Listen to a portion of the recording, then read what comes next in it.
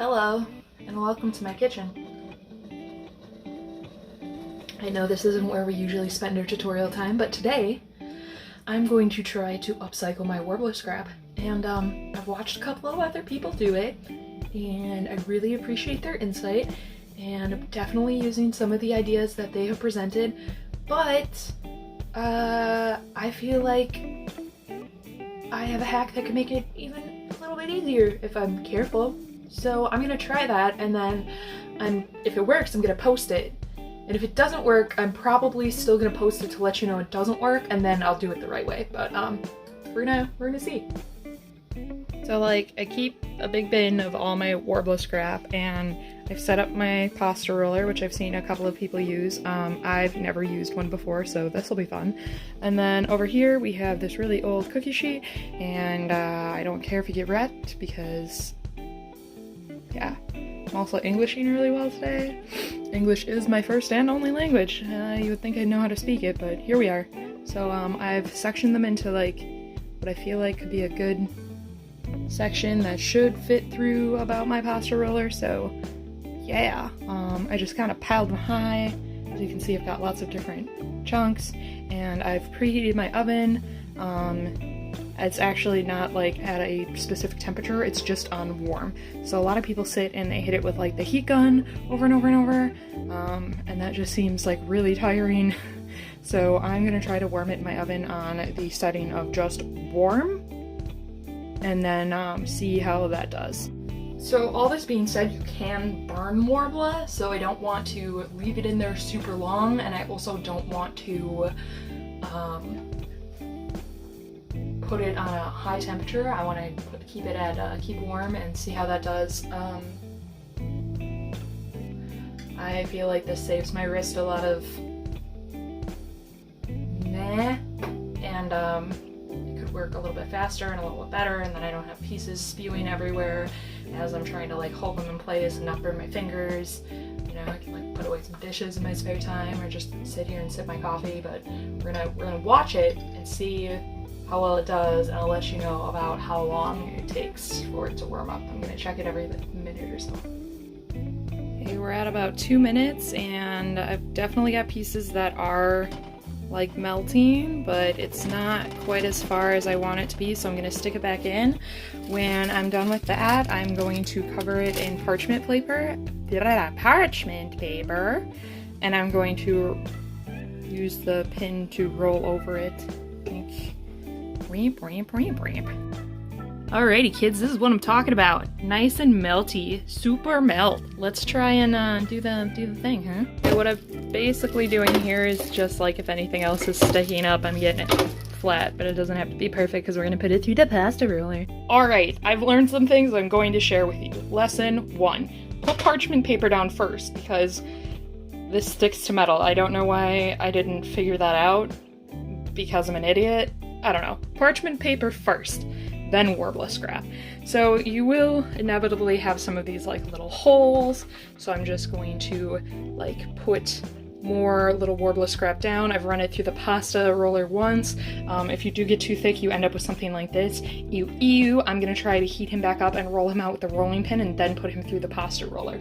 So for reference, this is a piece that I've put through the pasta roller twice. I do have one little hole there that I could go in and fix if I wanted to, but I did exactly what I'm doing with this piece. So I rolled it through once, then saw all the holes and the little lines and stuff, heated it up again and put it in a second time. It really only needs to stay in the oven for like a minute or two. I feel like I'm working pretty fast. This is great. I'm happy with this. Let's do some more and I'll show you the results. Okay, the more I work on this, the more I'm finding that if I do smaller sections to start with and then roll them all together into a bigger section later, that's super helpful. So like I said, as I learn, I'm going to share things with you and show you what I'm doing. Still all stucky back here, but it's just the front. So I was using this, it was going great. I let some of my warbler get too hot, I think, and it got sticky. And now it is stuck in the pasta maker, and we're trying to heat it back up to get it out. Chris has got some of it out, but we'll keep you updated. So handy dandy Christopher has taken it apart, and this is how much I had stuck in there. He said it's probably from me trying to turn back, which I did do a couple of times when things felt too thick. I'd kind of backpedal and shoot it back out the top and try to like reflatten it with the thing. But now we know, and that's why I'm filming everything today, just like I promised, including like F-ups, because I want you guys to learn with me instead of just, you know, running into these problems yourself and then being like, well, what the F? So he's gonna put it back together, and we're leaving out these bottom pieces so that things don't get stuck anymore.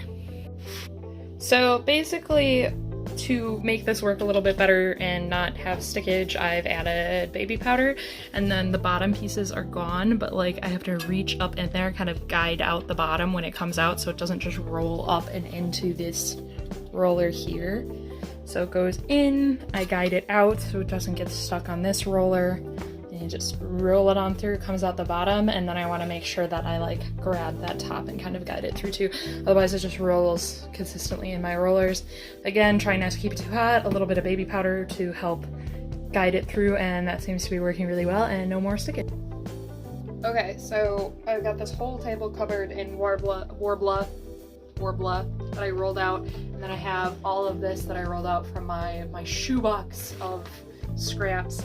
I'm building Skyrim armor right now, so I do want it to be bigger, so I'm actually going to, like, these are like the pasta roller size, right? And I'm going to use a heat gun, and I'm going to heat that up. I've used some of the wax paper from earlier, and I'm actually just going to melt some of this together, some of the like pages together, and flatten everything out a little bit more because I want big full sheets, or as close to big full sheets as I can.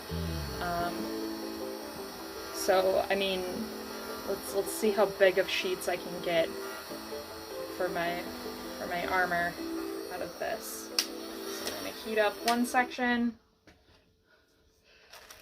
and then go ahead and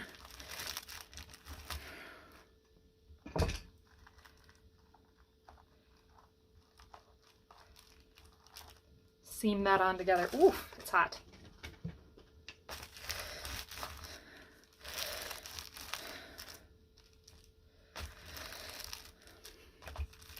And if you've worked with warbola, you kind of know how this goes. So I have it all laid out here, but I think I'm actually going to take it apart and not have it laid out and just do it piece by piece as I go to kind of piece out some bigger chunks to use for my Skyrim armor.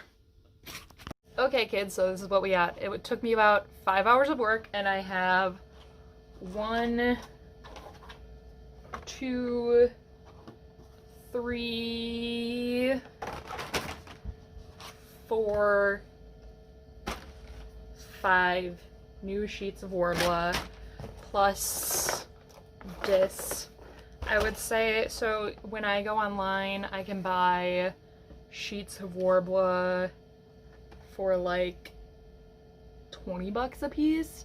So let's say this is, and I mean some of these are bigger and some of these are smaller, so some of them would be bigger than what I could buy. 10, 20, 30, 40, 50, 60, 70, 80, 90, 100, maybe somewhere around like $80 to $100 worth of warbola, and it is all melted from super small dingy scraps. Some things that I feel like it didn't go over for scraps that were super small like this, I literally just kind of brushed them out on the cookie sheet, and I would heat them and then roll them and then heat them and then roll them, and then I'd take my pasta maker and put it really wide and run it through wide and then heat it and then just slowly get smaller and smaller. So that was a little bit more complicated than some of the bigger pieces, but I mean, I can make out of what was literally scrap that I probably couldn't use for almost anything besides fine detail work, which I have a whole nother bin of scrap that that I save for fine detail work. So I have 2 bins of scraps. This I feel like is a pretty good amount of the warbola. You know, I mean, it all depends on how much you feel like your time is worth, and if this is worth it for you. This was worth it for me because I wanted to experiment with it and try it, and I wanted to share it with you guys. I think it all depends on how much time I have and whether it's for a client or a personal project. I am super broke and like to cut corners, and right now have a lot of time because of COVID. I think if I was in a rush and had to finish something really fast for a paying client, this might not be something I would do, but it's also super, you know, eco-friendly, because instead of throwing away all these bits that are essentially just plastic, I'm remelting them into big usable sheets and making sure that I'm not adding any additional waste to our environment, which I think is awesome. So I hope that you found all of this helpful. I hope that this was informative. I know I watched a couple other warbola tutorials online, and like I said, a lot of them used like the heat gun method, which is great, but I don't think I could ever have gotten like the super tiny scraps with just the heat gun in 2 sheets. And it was definitely some trial and error, and I personally like to watch some trial and error because I want to see what problems I might run into, and I ran into some problems today that I wouldn't have expected, but I'm glad I encountered because it let me work through them and learn a little bit more. So pow pow pow, don't forget to like and subscribe, hit that bell, turn on your notifications. There's like a whole huge process to be able to get notifications now, so if you could do that for me, I'd really appreciate it, because I put a lot of work into these, and yeah, you know, support small artists and stuff. This is a really easy way to help me that costs you 0 doll hairs. Like the video, comment below other things that you want to see. Like, I want to know what kind of content you guys want to be consuming, so let me know.